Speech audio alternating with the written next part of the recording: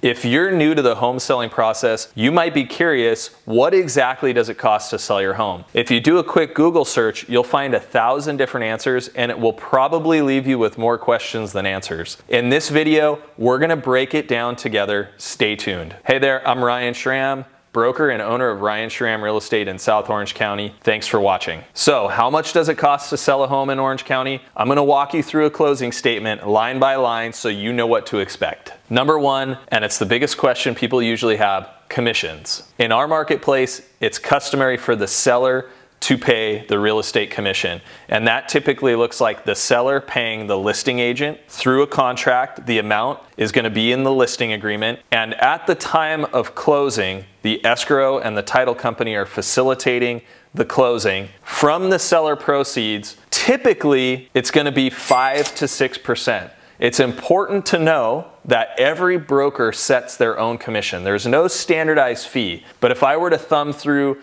and look at what the average commissions are, that's going to be the range. So at the closing table, the seller pays the listing agent X amount, and what typically happens is there's usually some cooperation between the listing agent and the buyer's agent. So the listing agent is going to field the entire commission that's listed in the listing agreement, and then they're going to cooperate a lot of times with a buyer's agent. So that cooperation, if the commission was 5%, could look like 2.5 to the listing agent, and I'm sharing or cooperating 2.5 with the buyer's agent. So a lot of times if you look online at listings, you might see a fee, and that's the buyer's agent's fee. That's what a listing agent is offering as cooperation to a buyer's agent. A lot of times I see sellers get that confused. They might look on a site like Zillow or Redfin, and it says 2.5%, and they're like, wow, is that the total commission? No, that's only 1/2 of the commission. Now, if you're thinking, man, 5 to 6%, I don't know if I want to commit to that, you always have the for sale by owner route. And for sale by owner, it does have some success when you look nationwide, but in Orange County specifically, that's our marketplace, I typically don't recommend it. Here's why. Statistically, the National Association of Realtors says working with an agent to list your home could yield you up to 11% more on the sale of your property. So when you do the math, 11% more and you're paying 5 to 6%, that's a 2x return. If I met you on the street, no strings attached, and said, hey, if you give me $100, I'll give you $200, would you do that deal? Every day. The other big reason why I try and advise against for sale by owner is you're left to do 32 to 37 pages of paperwork on your own, and that paperwork is designed to protect you as a seller from potential lawsuits and disclosure issues that can so often arise when selling a property. Cost number 2, title fees. A lot of people ask me, what is the title company's job in a transaction? Simply put, they insure the title of the property. So they make sure that you actually, as a seller, have the full rights to the property so that when you go to sell it to somebody, there are no other claims or encumbrances on the title of the property. Again, this is a big reason why title insurance is so important. It protects you as a seller from liabilities. In a traditional transaction, there's 2 types of title insurance. The seller's title policy, which is going to make sure the property's free and clear and ready to sell, and then the buyer's lender title insurance policy. So if a buyer is purchasing with cash, it's not necessary, but if a buyer is using financing and getting a loan, the lender is most always going to make sure that the buyer pays for a title insurance policy for their side of the transaction. So in our marketplace, it's customary that the seller pays for the property's title insurance. Now, that doesn't mean it's a law or a rule. It's just customary. It's what happens in 99% of transactions.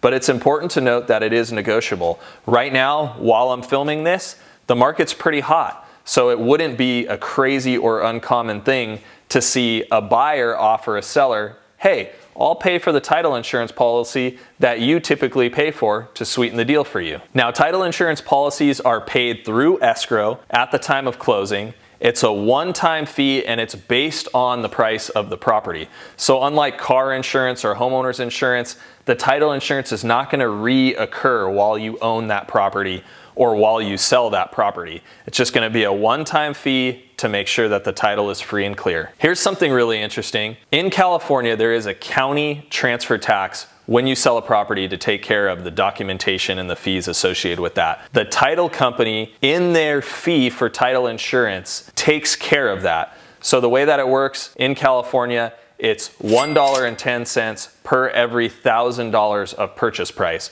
So if you're selling $1 million home, you can expect to pay $1,100 in county transfer tax. Number 3, escrow charges. California is an escrow state. What I mean by that is if you've never sold a property in California and maybe only sold in other states often use settlement attorneys, but here in California, we use an escrow company. The escrow company serves as a neutral third party to field required funds and documents involved in the closing process, such as, but not limited to, the earnest money deposit, loan documents, and the signed deed. So in South Orange County, it's typically customary for a seller to pay for their respective escrow fees and for a buyer to pay for their respective escrow fees. It's usually pretty close to the same amount, but like most fees, they can be negotiated. Now, escrow fees are going to vary slightly between company to company. Some escrow companies offer much more robust service. Other escrow companies are pretty bare bones. And a good escrow company, quick tip, makes a big difference in a transaction. A good rule of thumb for escrow charges is about $2 per every $1,000 of the sales price, plus a $250 document prep charge. Number 4, the loan payoff. If you have a loan on the property that you're going to be selling, during the escrow period, the escrow officer is going to order a loan payoff. And that's basically what you have in your outstanding loan balance, plus any fees that the lender might charge for the loan to be paid off. One thing that's nice is the escrow holder is going to do a calculation with your lender, and they're going to figure out the principal and interest that you owe for the exact day of closing so that it's prorated. If you make your mortgage payment, you're going to get a certain portion back, or if you don't make your mortgage payment for that month, be sure not to pay it late. But let's say your house was closing on the 8th and you didn't make a mortgage payment, well then the escrow officer is going to get a payoff demand from the bank,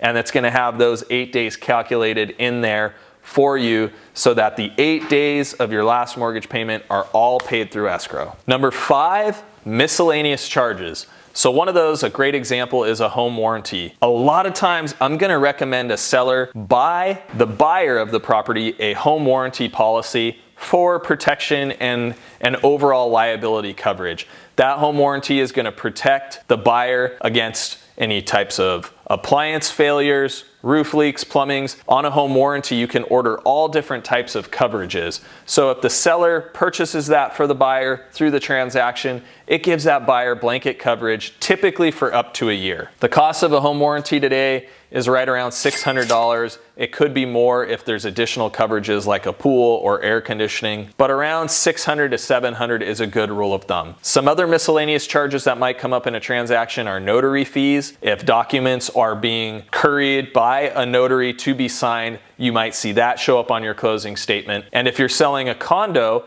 you'll often have to pay for HOA document preparation fees and transfer fees. Number 6, prorations and adjustments. So you may be wondering, if you've already paid your taxes, or if you're in a property with an HOA and you've already paid your dues, will you be getting that money back? The answer is yes. The escrow company is going to do a calculation for when exactly the property will close. Based on that date, they're going to calculate prorations for property taxes and any HOA dues that you've already paid so that you can get a prorated amount back for the time that you no longer own the property. Now, while every transaction is unique and different, a seller can expect to pay about 6 to 10% in total closing costs. If you have any questions on what it's going to cost to sell your home, or you're considering listing your home for sale in South Orange County, I would love to be a resource. You can scroll down below the title of this video in the description, and there's a link to my calendar. Click on that link and you can book a 30 or 15-minute appointment with me. And as always, be sure and subscribe to my channel so you can stay up to date on my latest content. Take care.